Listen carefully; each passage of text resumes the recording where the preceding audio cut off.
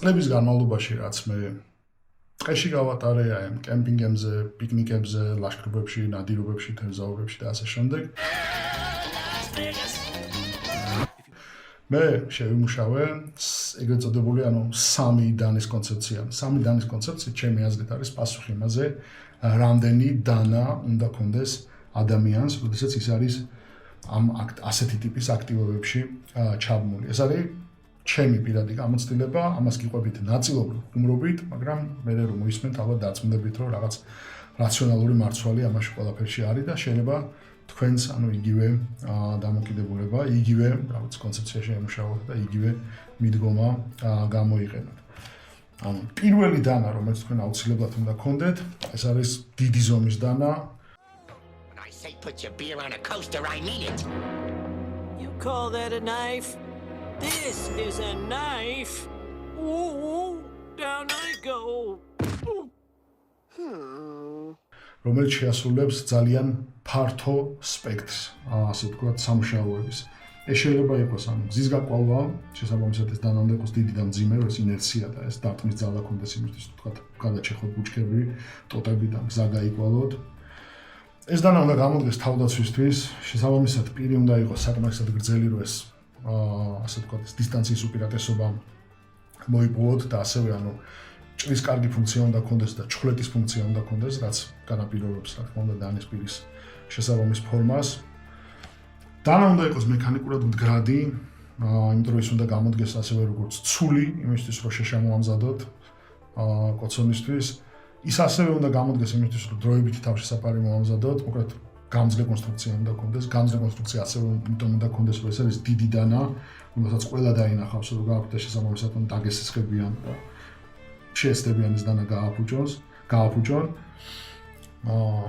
ეს შესაბამისად ასევე განაპირობებს ფასს, იმიტომ რომ ეს დანა არ შეიძლება რომ გიდეს ძალიან იაფი, იმიტომ რომ ჩვენდება გარანტია ხარისხის და გარანტია ხარისხის ფასთან ერთად მოდის, მაგრამ ამავე დროს არ უნდა იყოს ძალიან ძვირიანი, იმიტომ რომ ეს დანა შეიძლება დაიკარგოს, შეიძლება გააფუჭოთ. ამიტომ ხო $1000 დანის გარისკვა ნამდვილად ამისთვის არ ღირს. ამ შემთხვევაში ეს კეიბარი $120 არის. და ასევე ამ დანამ უნდა შეძლოს, რომ ეს გარკვეულწილად ამას დელიკატური საჭრელი ფუნქციები შეასრულოს. ეხლა როგორ ასრულებს ეს დანა ყველა ამ ფუნქციას, ხო? და ეს დანა ამ ფუნქციას ჩვენთვის ასრულებს 20 წელი. რა გზით წავედი მე, ხო? ფოლადით მე არ დავინტერესებული ვარ. კიდევ ერთხელ ვიძახი, ფოლადები ეს არის მეტწილად თეორიული საკითხი ჩვეულებრივი ადამიანების, რომელსაც დიდი ყურადღება უნდა მიაქციოთ. დანების შესახებ მე ბევრი არაფერი არ ვიცოდი, ერთადერთი რაც მე ვიცოდი, რომ არსებობს დანა კეიბარი, რომელიც იმ დროს უკვე თითქმის 100 წელია ამერიკულ ჯარში გამოიყენება როგორც ძირითადი საბრძოლო უტილიტარული დანიშნულების დანა. თუ ჯარში ამდენი წლის განმავლობაში საბრძოლო უტილიტარული დანა წარმატებით გამოიყენება, დიდი ალბათობით, ის მეც გამომადგება და დიდი ალბათობით მას იქნება ის თვისებები, რაც მე დამჭირდება. მე წავედი იმ გზით, რომელსაც ურჩევ ყველას. ვირჩევთ პატიოსამწარმოებელს და კეიბარი პატიოსამწარმოებელია. ვირჩევთ დანას, რომლის დანიშნულება შეესაბამება იმ დანიშნულებას, რისთვისაც მე ვიყენებ და ვირჩევთ დანას, რომელსაც აქვს ეს ტრეკ რეკორდი, ხო? ესეთი კარგი ისტორია გამოყენების.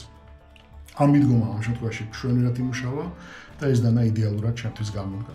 დღევანდელი გადმოსახედიდან ეს დანა რო შეაფასოთ, რა თქმა უნდა, ის მოძველებული კონსტრუქციის არის, აქვს full tank-ი არა გვაქვს, აქვს შედარებით თხელი კუდი, რომელზეც მე არის აწყობილი ეს ტყავის სახელური, ესეთი კონსტრუქციის დანები პრაქტიკულად აღარ გამოდის, ეს საკმაოდ ისეთი ძველი მიდგომა არის, რაც ჩემი აზრით ამ დანასკეთის კლასიკურს და კიდევ უფრო მიმზიდველს. ყველა გეტყვით, რომ ეს თხელი კუდი ამ დანის არის მისი სუსტი წერტილი და მართლაც ეს ექსტრემალურ გამოცდაში, პირველი რაც ტყდება, ამ ადგილში ტყდება ეს დანა, სადაც გადადმა არის პრაქტიკულად ამ თხელკუცსა და პირს შორის. მაგრამ ეგ ყველაფერი არის თეორია, იმიტომ რომ პრაქტიკაში 20 წელი ამან გაუძლო ყველაფერს, მანქანით გადაუარეს, ხეში ესროდნენ, როგორც ჩაქუჩს იყენებდნენ, ხედავთ აქ ნაკვალევებს და ასე შემდეგ. ენ რაოდენობის კალაშნიკოვის წინასამიზნე მოწყობილობები გასწორდა, ამით, როგორც მუშკავოც ვიყენებდი.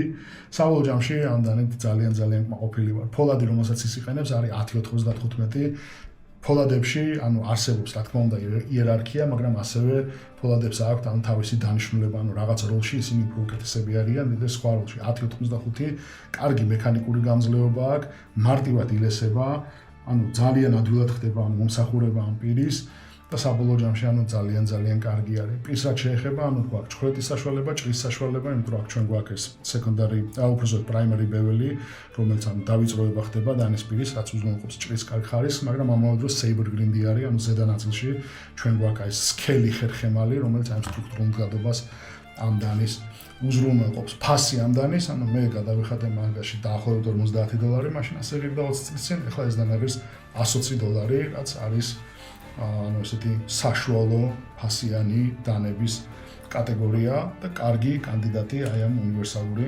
დანიშნულების დიდი დანისთვის, რომელიც ასრულებს ფართო სპექტრის, შეიძლება იყოს მაჩეტე, ცული, დანა, ჩაქუჩი და ასე შემდეგ და ასე შემდეგ. სხვა მაგალითები უფრო კომპაქტური BPS-ი, უკრაინული კომპანია Bushcrafteri, ანუ ეს დანა ღირს, ეხლა ღირს ალბათ სადღაც $50-მდე, თავიდან მე რო ვიყიდე, ღირდას დაახლოებით $30, ეხლა სახელი გაითქვა ამ კომპანიამ, როგორც ხარისხიანი დანების წარმოებელმა, Scandi Grind-ი, გამოდგება ამ უხეში სამუშაოსთვის, ამ დანაფოტებისთვის, დაჭეხვა დაგლეჯისთვის, full tank კონსტრუქცია კაბარისგან განსხვავებით, ანუ ხედავთ ხო ეს ყველაფერი მეტალი არის, ანუ მაქსიმალური მდგრადობა გვაქვს აქ ჩვენ, კარგი ყავის კარკაში, რომელიც მარტო ეს კარკაში უნდა ღირდეს, ჩემი აზრით $40.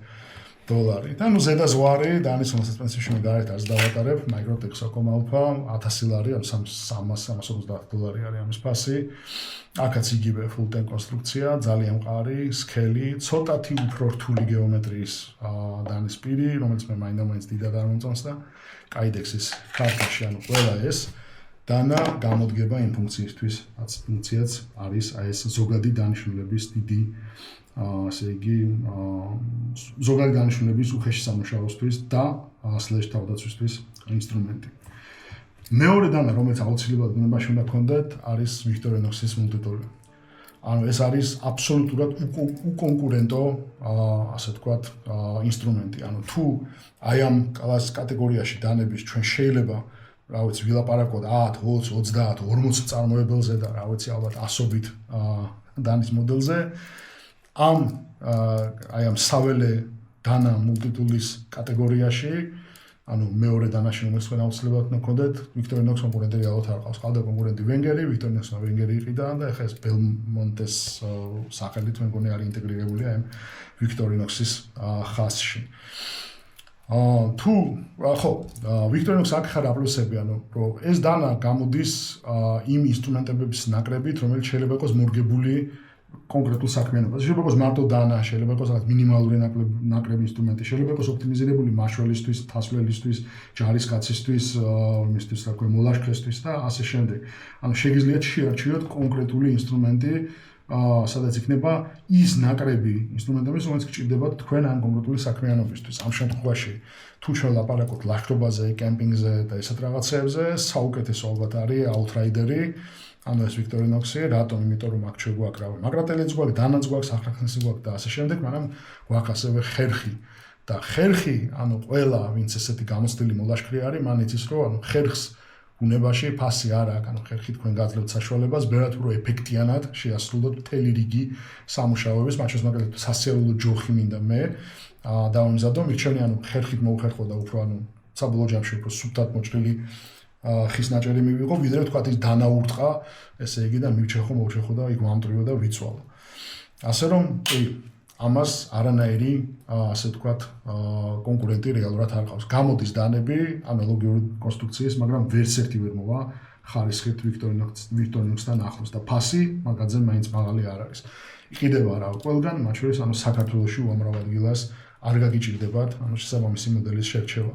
კონსტრუქციულად ეს მოდელები, ანუ ამ სერიის მოდელები, ანუ ეს დიდი Victorinox-ები, ანუ საკმაოდ მდგრადი არის, ანუ საკმაოდ დიდი დანის პირი აქვს, რაც ნიშნავს, რომ ანუ როგორც დანას მას ჩვეულებრივად გამოიყენებთ, რასაც ვერ იტყვით, მაგალითად Ledermanis და Gerber-ის ტიპის multitool-ებზე, სადაც აქცენტი უფრო სხვა რაღაცაზე არის გაკეთებული, ფიქსატორი, რაც უზრუნველყოფს უსაფრთხოებას, რაც არის ძალიან მნიშვნელოვანი.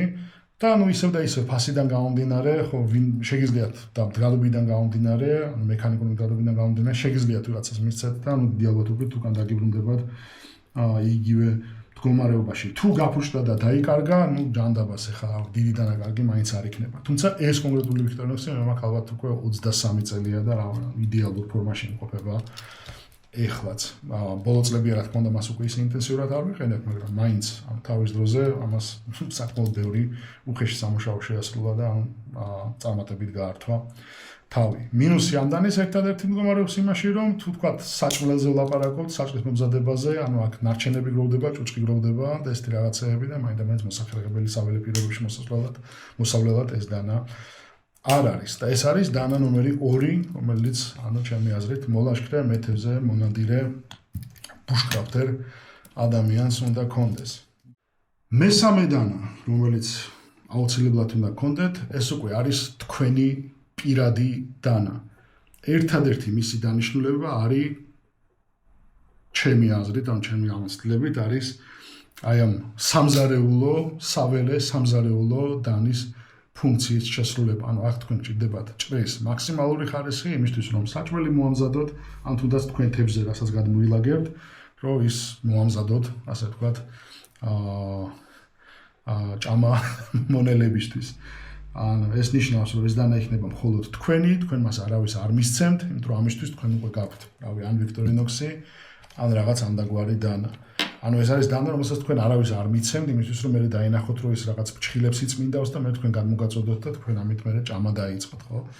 ეს არის თქვენი, მე ამას შეიძლება უწოდოთ, სანიტარული დანა, თუ გნებავთ, მაგრამ ასევე ხო გეუბნებით, ანუ მისი ზომა და მისი გრადობა და მისი პირის ფორმა მაინც უნდა გაძლევდეთ საშუალებას, რომ საბოლოო ჯამში ეს იყოს ერთადერთი თქვენი დანა საველე პირობებში, ანუ რაღაცა აი ამ სპექტრის სამუშაოების უნდა იყოს შესაძლებელი ამ დანით, რომ შეასრულოთ. შესაბამისად, ანუ მას უნდა კონდეს კარგი ფოლადი, გამძლე კონსტრუქცია და ყველა ის წესს და იმ მიდგომას უნდა აკმაყოფილებდეს, რომელიც მე უკვე აქამდე მოგიხევით, ანუ პატიოსანი მწარმოებელი, დანიშნულება შეესაბამება გამოყენებას, ვისთვისაც თქვენ აპირებთ ამ დანის გამოყენებას და რა თქმა უნდა გამომდინარე იქიდან, რომ ეს უკვე თქვენი პირადი, ასე ვთქვათ, აქსესუარია, მოდი ასე ვთქვათ, და შეიძლება იყოს რა ყველაფერი. ანუ შეიძლება იყოს რაღაცა, არ ვიცი, როგორც მაგალითად ეს ბაკასათის მოტივებზე შექმნილი იტალიური ფოქსი, ანუ კლასიკური დანა, ძალიან ლამაზი ჩემი აზრით, იმიტომ რომ ბაკასათი მართლა ძალიან ლამაზი არის და არც ეს დანა არ არის მაგამ ბავში ნაკლები. შეიძლება იყოს როგორც სპაიდერ კოდელიკა, შეიძლება რავი თუ რაღაც იყოს რაღაცა ამ ზერო ტოლერანსის მაგვარი, რომელიც უკვე საკმაოდ ძვირად ღირებული დანა არის. იმიტომ რომ აქ შეგიძლიათ, ხო რა ვიცი, ანუ ზღვარი არ არის, ასე ვთქვათ, ფანტაზია ზღვარი არ აქვს. მანამ სანამ გეუბნებით ეს დანა პასუხობს მოთხოვნას, ანუ ეს არის კარგი საჭრელი დანა და არა რაღაცა, მაგალითად, როგორც ეს cold steel Finn-Wolf, რომელიც უფრო ოპტიმიზირებულია ესეთი უხეში სამუშაოსთვის და დასაკეთsi ბუშკრაფტის დანას ეძახიან მას. აი ეს არის და ეს. ეხლა უკვე, როდესაც ანუ უფრო მე სოლო, ასე ვთქვათ, გასვლებზე ვარ ორიენტირებული, ყველაფერი კიდევ უფრო გავამარტივე ჩემთვის და პრაქტიკულად 2 დანამდე დავიყვანე. ანუ ეს იქნება რაღაცა აი ესეთი, ანუ მაჩეტე, რომელიც გამოდგება ძალიან ბევრი დანიშნულებით.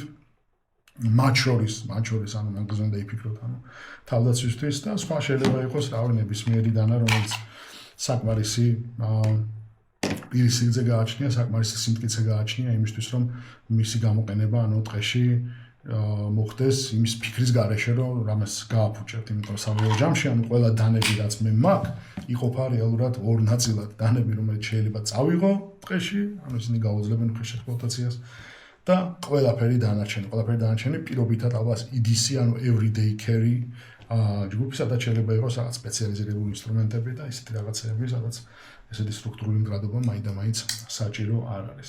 იმედია, რავი, საინტერესო იყო, რაც თქვენთვის მოვისმინეთ. ოსტოში დარწმუნებული ვარ, ეს დანების მიმოხილვის ნაწილი იქნებოდა საინტერესო. იმედია, ეს ყველაფერი რამეში გამოგადგებათ და დაგეხმარებათ სწორი არჩევნის გაკეთებაში. მადლობა.